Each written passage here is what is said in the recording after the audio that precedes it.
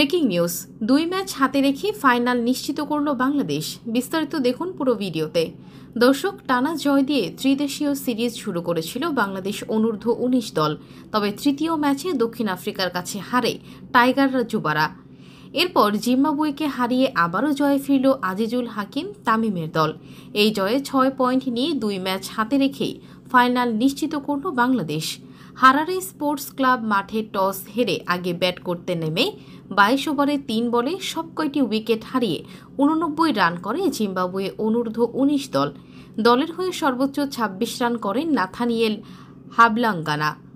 90 রানের লক্ষ্য তারাই ইনিংসের প্রথম ওভারেই উইকেট হারায় বাংলাদেশ। ডাক খেয়েছেন রিফাত বেগ, তবে তার বিদায়ে দলের ব্যাটিংয়ে খুব একটা প্রভাব পড়েনি। আরেক ওপেনার তামিম দুর্দান্ত ব্যাটিং করেছেন।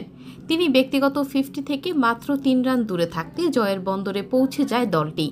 ফলে 47 রানের অপরাজিত ইনিংস খেলেই সন্তুষ্ট থাকতে হয়েছে বাংলাদেশ অধিনায়ককে। এছাড়া কালাম সিদ্দিকী করেছেন 20 রান, আর অপরাজিত 21 রান এসেছে রিজান হোসেনের ব্যাট থেকে। এর আগে ব্যাট করতে নেমে শুরু থেকে বেশ ভুগেছে জিম্বাবুয়ে। নিয়মিত বিরতিতে উইকেট হারানো রোডেশিয়ান ব্যাটাররা ন্যূনতম প্রতিরোধটুকুও গড়তে পারেনি। তাতে 100-র আগে অল আউট হয় স্বাগতিকরা।